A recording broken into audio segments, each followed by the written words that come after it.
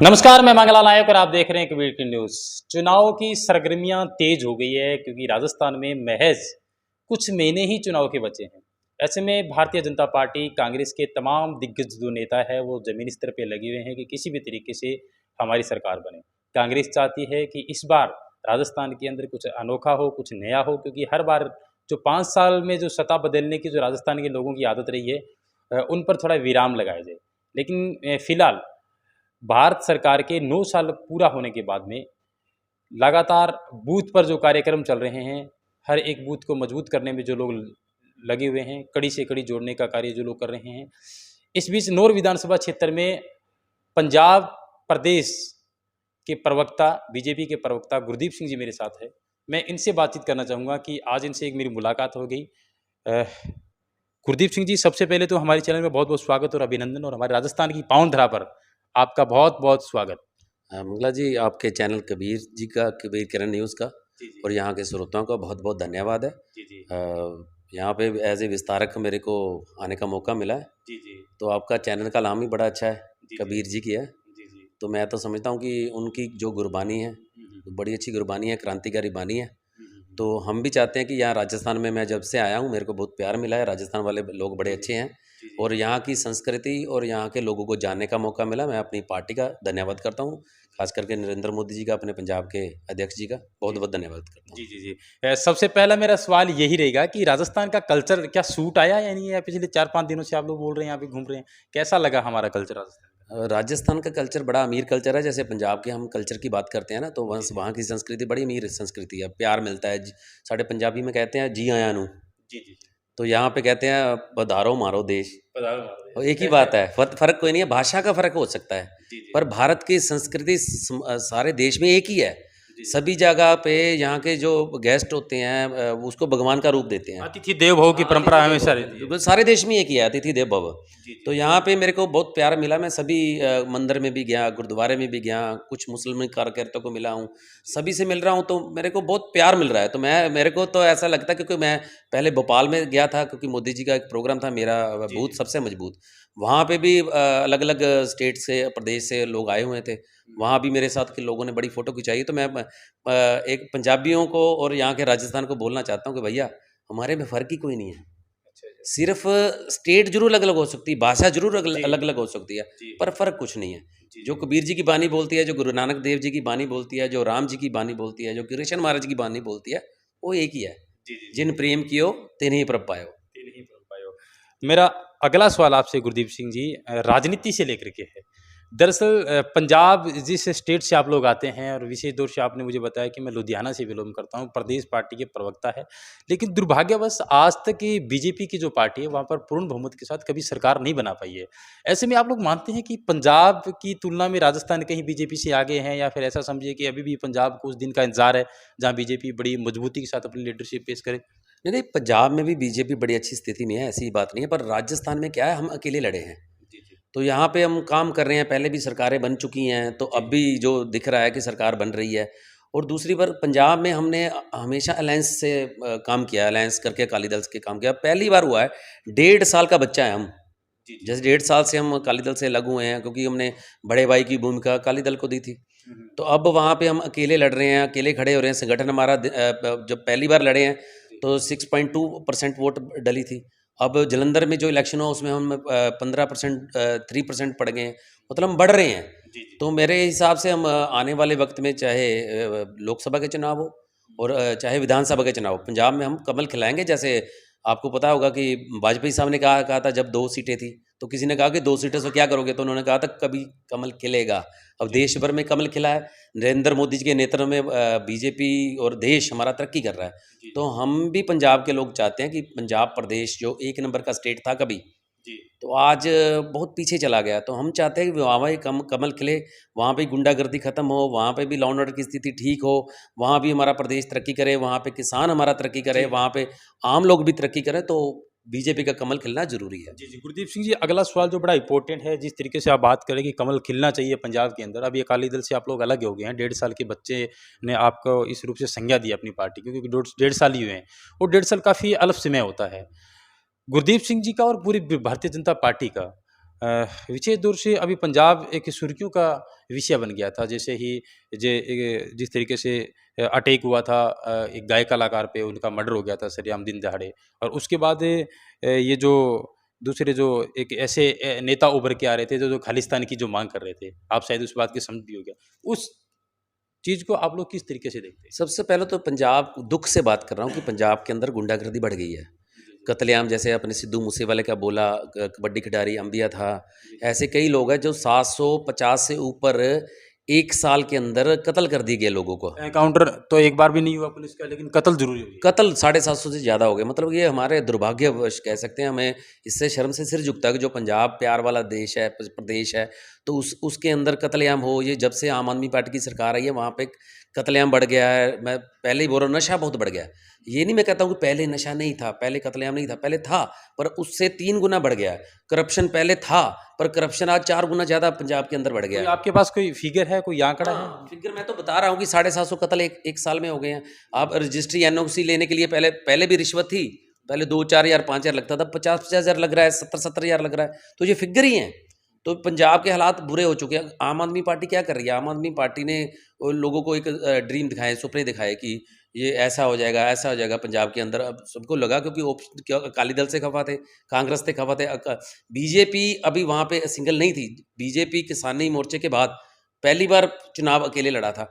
तो ऑप्शन क्या थी लोगों ने एक बार बदलाव की नीति, क्योंकि आम आदमी पार्टी के केजरीवाल साहब जो भगवंत मान जी सीएम बने, वो कहते थे बदलाव नहीं आ गया, बदला आ गया। बदलाव के नाम पे हमें ड्रीम सपने दिखाए पंजाब के लोगों को, झूठे सपने दिखाए, पर पंजाब के अंदर हालात दिन ब दिन खराब हो रहे हैं। उन्होंने कहा था नशा नियत होनी चाहिए साहब, नशा खत्म हो जाएगा। अब नशा वहाँ 4 गुना बढ़ गया है। 1000 से ऊपर नौजवान मर चुके हैं, 1000 से ऊपर किसान खुदकुशी कर चुके हैं। तो मैं फिगर बता रहा हूँ, मैं एज ए प्रवक्ता बता रहा हूँ, ये फिगर बगैर फिगर के नहीं है, क्योंकि मैं रोज चैनलों में बैठता हूँ, ये फिगर है। तो ये क्या चल रहा है पंजाब के अंदर? हमने बदला नहीं कहा था, बदलाव कहा था। लेकिन हाल ही के अंदर एक तस्वीर वायरल होती है कि किसानों के चेहरे पे काफ़ी खुशी नजर आई। नेशनल टीवी चैनल पे भी ये रिपोर्ट चली कि आज तक कभी किसानों को खेत में पानी नहीं मिला, नहर का पानी नहीं मिला। ट्यूबवेल की खेती के दौरान वो लोग धान लगाया करते थे, तो इस बार नहर का पानी का शुभ अवसर प्राप्त हुआ है। तो क्या ये बात सही है या फिर ऐसे सोशल मीडिया पे ट्रेंड चल? मंगला जी, केजरीवाल साहब और भगवंत मान जी ना एक स्क्रिप्टेड काम करते हैं। उनको रात को सोचते हैं कि सुबह स्क्रिप्टेड काम करना करो, क्योंकि फिल्मी कलाकार रहे हैं भगवंत मान जी भी। केजरीवाल साहब झूठ बोलने में अब मैंने को बताने की ज़रूरत नहीं, हर चीज़ झूठ बोलते हैं, फिगर पता नहीं कहाँ से लाते हैं। उनको एक हेलीकॉप्टर मिल गया है पंजाब का, वो उसी हेलीकॉप्टर से उड़ते हैं। कभी राजस्थान में आके झूठ बोलते हैं, अब यहाँ पे आके बोल के गए कि 60 करोड़ रुपए हम बुढ़े नाले की सफाई के लिए देंगे यहाँ पे। तो उनसे मैं पूछना चाहता हूँ, जो 1100 करोड़ रुपए केंद्र सरकार ने लुधियाने के लिए बुढ़ा नाला साफ करने के लिए कहा, जहाँ से शुरू होता है, वहाँ से कैंसर शुरू होकर राजस्थान में आता है, क्या वहाँ पे साफ कर दिया? तो ये फिगर कहाँ से लेके आते हैं? झूठ से झूठ कहते हैं नहीं, वहाँ एक खालों में पानी चला गया। तो मैं पूछना चाहता हूँ, फिर किसान खुदकुशी क्यों कर रहे हैं? वो खुदकुशी क्यों कर रहे हैं? वो किसान धरना क्यों लगा के बैठे हुए हैं? लेकिन उनका कहना है कि अभी पार्टी को थोड़ा टाइम दीजिए, वक्त दीजिए। जिस तरीके से आपने कहा कि महज 1.5 साल हुए हैं पार्टी को, तो आप उनके टाइम का इंतजार नहीं करेंगे क्योंकि अभी भी वक्त है। आपने केजरीवाल की ये लगता है बयान सुना नहीं कि हमारे पास हरा पेन आएगा तो पहले दिन चलेगा। तो उनकी एक मंत्री ने क्या बोला था? मंत्री ने कहा था ऐसे चुटकी बजा के बोला था उसकी मंत्री ने, जो मैं उसका नाम लेना नहीं चाहता हूँ। वो कहते थे चुटकी में मंत्री को तो उन्होंने जेल भी भेज दिया, ये भी बात कहते हैं। फिर एक मंत्री नहीं है, 3-4 चले गए। वो तो उनकी पार्टी ने एक बहुत बड़ा एक्शन लिया है, मतलब वो 2% के लालच में वो लोग। मंगला जी ऐसे नहीं है, उन्होंने जेल ऐसे नहीं भेजा है। जब बवाल बन गया है, मुद्दा बन गया है, लोगों ने बताया, कटाड़ू चक्की आपने देखा होगा वीडियो, बताने की जरूरत नहीं कितना वो समाज में सभ्य समाज की हरकत है। वो क्या कर रहे हैं? वो कभी क्या कर रहे हैं? बेटी जैसे ही लड़कों से शादी हो रही है, उनकी शादी चल रही है, और ऐसे काम कर रहे हैं जो बताया ही नहीं। इस चैनल पे, सभ्य चैनल पे आम लोग सुन ही नहीं सकते जो काम वहाँ पे चल रहे हैं। तो आज तक कार्रवाई क्यों नहीं की? और दूसरी बात मैं बताना चाहता हूँ कि आप कहते हो कि केजरीवाल किसानों के लिए उन्होंने कहा था 30 में 24 फसलों पे एमएसपी दे देंगे हम। तो फिर कहाँ पे एमएसपी? वो एमएसपी के लिए उन्होंने बोला कि प्रावधान है। सुन लीजिए, 30 मिनट बोला था उन्होंने, अभी तो 1.5 साल हो गया ना, दे दीजिए 24 फसलों पे। अब भगवंत मान जी और केजरीवाल साहब बोलते थे कि हम जो 1800 रुपये की फसल है उसको हम स्वामीनाथन रिपोर्ट के हिसाब से 250 रुपये में खरीदेंगे। दिल्ली में हम खरीद रहे हैं, फिर पंजाब में क्यों नहीं खरीद रहे? फिर झूठ क्यों बोल रहे हैं? दिल्ली अब पता क्या कह रहे हैं? अब कह रहे हैं हमें ना बीच में आके पता चला है कि ये अभी बहुत दिक्कत है। तो पहले इसका मतलब कि सिर्फ वोटों की खातिर हमने झूठ बोल दिया, अब अंदर आके आपको दिक्कत लग रही है। तो ये इसका मतलब जो अवर उपदेश आप ना करे आवत जावत जन्म में मरे, जो गुरबानी का शब्द है कि दूसरों को उपदेश देना बड़ा अच्छा होता है, पर अपने पे लागू करना मतलब बड़ी। लेकिन एमएसपी पे वो अभी मना नहीं कर रहे। एमएसपी बिल्कुल लागू होगी पंजाब में, इन लोगों का कहना है, लेकिन थोड़ा वक्त चाहिए। इन लोगों का ये स्टेटमेंट है, मैं अपनी तरफ से नहीं कह रहा। एमएसपी की जहाँ तक बात आती है, दिल्ली एक केंद्र शासित ऐसा प्रदेश है जहाँ पर स्वामीनाथन आयोग की रिपोर्ट काफ़ी पहले लागू हो चुकी है, ये कहना कोई गलत नहीं है। हो सकता है थोड़ा सा विलंब हो जाए, उनका कहना है, पार्टी की तरफ से कहना है। अगला मेरा सवाल बड़ा इंपॉर्टेंट रहेगा सर, कि आप पंजाबी है, खालिस्तान में कितना विश्वास रखते हैं? अमृतपाल के बारे में आपका क्या स्टैंड है? देखो, खालिस्तान की कोई बात ही नहीं है। ये लोग वो काम करते हैं जो जो देश को, अब देश बढ़ रहा है, सभी को पता कि मोदी जी के नेतृत्व में अर्थव्यवस्था 5वें नंबर पे आ गई है, 10वें नंबर से 5वें नंबर पे आ गई है, सब दुनिया देख रही है। एक ऑस्ट्रेलिया वाला प्रधानमंत्री बोले दी बॉस, एक प्रधानमंत्री पाँव छू रहा है हमारे प्रधानमंत्री के। अब देश आगे बढ़ रहा है तो कुछ कुछ देश ऐसे हैं जो हमारे कट्टर विरोधी हैं, तो वो क्या करेंगे, वो ऐसे कुछ एजेंसी वाले लोग भेजेंगे जहाँ के यहाँ पे हमें जहाँ पे उनको देखता कि ये कमज़ोर जगह है तो वहाँ पे वार करेंगे देश को कमज़ोर करने के लिए। तो मैं कहता हूँ सभी सिख भाइयों को कोई खालिस्तान की ज़रूरत नहीं है। मैं आपके चैनल से एक जिम्मेवारी से बोल रहा हूँ। अमृतपाल के बारे में कुछ कहेंगे? सिख गुरु नानक साहब ने यूनिवर्सल बात की है। अब कबीर जी की बानी गुरु ग्रंथ साहब में भी दर्ज है, सभी भक्तों की बानी हमारा यूनिवर्सल चीज़ है। त्रिलोक का राज है भाई, ये जो आध्यात्मिक जीवन है वो त्रिलोक का राज है। वो पताल भी है, जमीन भी है, आसमान भी है, वो त्रिलोक का राज है। जो एक पंजाब तो पहले बहुत बड़ा था, आधा पाकिस्तान के अंदर चला गया, फिर उसके बाद कुछ हिमाचल में चला गया, हरियाणा में चला गया, राजस्थान में आ गया। तो ये एक लाइन नहीं है, ये गुरु नानक साहब की, कबीर जी की कोई लाइन नहीं है। उसको तो सभी मानवता, सभ्य सांझी वाल कोई ना दिसे बारह जियो, सभी एक हैं। आपका खून क्या आप ग्रीन है? आपका भी रेड है, मेरा भी रेड है। समाज की सेवा, आपको जरूरत पड़ जाए आपको खून की, बिल्कुल दोनों का करते होंगे। जरूरत पड़ जाए तो क्या कहोगे, ये सिख का नहीं लेना, ये हिंदू का नहीं लेना? आपका कहने का मतलब खालिस्तान का आप समर्थन नहीं? एजेंडा नहीं है ये। अमृतपाल देश वाले, अब देखो, दूसरे देश वाले एजेंडा तय करके हमारे देश को प्रभावित करना चाहते हैं, पर कुछ नहीं बनेगा। अब मोदी जी का नेतृत्व कुछ नहीं। दूसरी बात, अब पाकिस्तान के लोग भी कह रहे हैं कि हमें मोदी जैसा प्रधानमंत्री चाहिए। आपने देखा होगा वीडियो। बिल्कुल। अमृतपाल जी के ऊपर कड़ा एक्शन लिया सरकार ने, क्या इनको श्रेय देना चाहेंगे आप आम आदमी पार्टी? क्योंकि भगवंत मान ने पहले बोला था कि अमृतपाल के खिलाफ कड़ा एक्शन लिया जाए। आम आदमी पार्टी वाले तब कहाँ थे जब अजनाला के थाने में हमला हुआ था? आम आदमी पार्टी तब कहाँ थे जब वहाँ पे इतना हजूम बन गया, इतने हथियार वहाँ पहुँच गए, वो तब कहाँ थे? तो बाद में श्रेय जब केंद्र सरकार ने कहा कि यहाँ पे लॉ एंड ऑर्डर की स्थिति खराब है, नहीं तो हमें कुछ एक्शन लेना पड़ेगा, फिर इन्होंने जाके एजेंसी ली ना। तो श्रेय लेने की बात नहीं है, हमें सबको मानवता के भले के लिए सबको काम करना चाहिए। अगर आम आदमी पार्टी सही काम करेगी तो हम सही बोलेंगे, अगर गलत बोलेगी तो गलत बोलना हमारा फर्ज बनता, हक बनता। जी। क्या भविष्य के अंदर भारतीय जनता पार्टी एक होकर के चुनाव लड़ेगी या फिर किसी का समर्थन भी देगी, जैसे अकाली दल हो गए या फिर अन्य कोई दल होगी? देखो, हमारा वहाँ पे जो अकाली दल दूसरे बने हुए हैं, अकाली दल ढींढसा साहब का अकाली दल है, हमने उनके साथ, कैप्टन साहब का भी था, तो हम उनके साथ अलायंस किया है, इलेक्शन लड़े हैं। ये भविष्य की बात है, ये हमारा पार्लियामेंट्री कमेटी तय करती है। तो हम मैं इस वक्त बता सकता हूँ कि पंजाब के अंदर भाजपा बढ़ रही है। जो लोग हमारा एजेंडा तय करके बैठे थे कि इनका झंडा नहीं लगने देंगे, इनको प्रचार नहीं करने देंगे, क्या हुआ? अब हर घर में झंडा लगना लगा है, गाँव में भी लगने लगा। अब किसान भी समझ गए हैं। आप देख लीजिए कि यहाँ पे जो पेस्टिसाइड मेडिसिन है, जो DAP खाद है, उस पर हमारे मोदी जी ने 1,12,000 करोड़ की सब्सिडी दी है। विदेशों से आ रही है DAP, महंगी आ रही है, पर हमने क्या किया, उनको हमने सस्ती कर, मतलब महंगी ना हो तो हमने सब्सिडी दी। दूसरी बात, सम्मान निधि के तहत किसानों को हम 6,000 रुपया हर साल में एक किसान को दे रहे हैं, उसमें 2,80,000 करोड़ रुपया दे चुके हैं। तो हम आवास योजना पे कितने घर बांट चुके हैं, हम सिलेंडर की स्कीम दे चुके हैं लोगों को। ये क्या चल रहा है? हम देश को, हमने कोई जात पे नहीं बांटा नहीं है। जो भी स्कीमें केंद्र सरकार की मिल रही है उसको जात पात पे नहीं बांटा है। ना ही मोदी जी ने ये किया है कि ये इंदिरा गांधी स्कीम है, ये राजीव गांधी स्कीम है। मोदी जी ने क्या किया, ये PM स्कीम के तहत है। ये देश की संस्कृति है हमारी, हम कर रहे हैं। पंजाब में कमल खिलेगा भाई साहब, ये हम अगला श्योर कह रहा हूँ, कमल खिलेगा, हमारा प्रदेश भी आगे बढ़ेगा।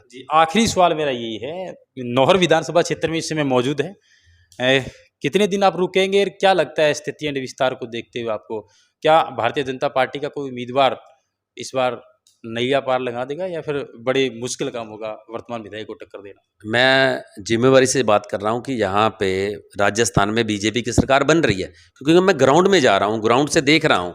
नौहर नगर में भी मैं जा रहा हूँ, हर घर में जा रहा हूँ, क्योंकि मैं 5 स्टेटों का प्रभारी एज ए कोऑर्डिनेटर लग के आया हूँ। मैं 5 स्टेटों, जम्मू कश्मीर है, हरियाणा है, हिमाचल है, लद्दाख से भी लड़के आए हैं यहाँ काम करने के लिए, पंजाब है।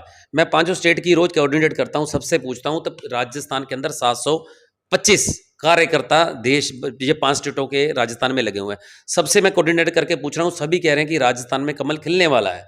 और दूसरी बात, मैं नौहर नगर में, क्योंकि मैं यहाँ पे खुद काम कर रहा हूँ एज ए विस्तारक, तो यहाँ पे भी कमल खिल रहा है। क्यों?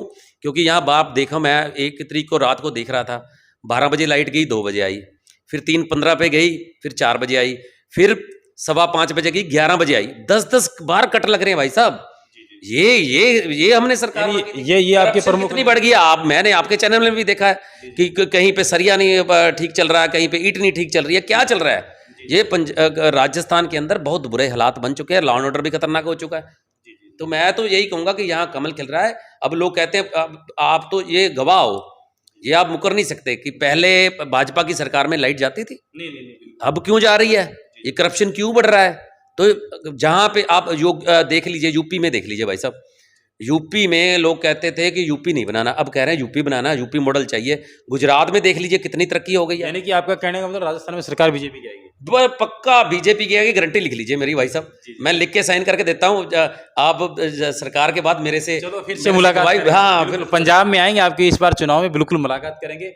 गुरदीप सिंह जी, आपसे बात करके अच्छा लगा, धन्यवाद आपका टाइम देने के लिए। बहुत बहुत आपके चैनल का, कबीर किरण जी का और आपका मंगला जी, बहुत बहुत धन्यवाद। और यहाँ के लोगों से मेरे को बहुत प्यार मिला है, तो ये मैं प्यार लौटा तो नहीं सकता, पर कभी पंजाब में लोग आएंगे तो इससे डबल प्यार करने की कोशिश करेंगे। शुक्रिया, धन्यवाद। पंजाब के प्रदेश प्रवक्ता मेरे साथ गुरदीप सिंह जी मौजूद थे। आपको बता देते हैं कि 90 विधानसभा सीटों पर, पंजाब अक्सर एक छोटा स्टेट आता है, लेकिन सीमावर्ती क्षेत्र में जो देश आता है वो पाकिस्तान आता है। तो ऐसे में बड़ा डिफिकल्ट मामला हो जाता है। वहाँ की कानून व्यवस्था को सुदृढ़ रखना, कानून व्यवस्था के लिए बड़ा डिफिकल्ट चैलेंज रहता है। हमने आम आदमी पार्टी से लेकर के अकाली दल तक के सवाल किए, लेकिन गुरदीप सिंह जी का एक ही कहना है कि हमारी पार्टी अभी 1.5 साल से उभर के आ रही है, नई है पंजाब के अंदर, लेकिन पुनः राजस्थान की तर्ज पर हम लोग भी पंजाब के अंदर एक बड़ी मजबूती के साथ पेश करेंगे। चुनाव सरगर्मियां तेज हो रही है, अलग अलग नेताओं से हम लोग हर दिन आपसे रूबरू करा रहे हैं। चैनल को लाइक करते रहें, सब्सक्राइब करते रहें, कमेंट करते रहें। इसी आशा उम्मीद के साथ, जय जवान, जय किसान, जय भारत। धन्यवाद।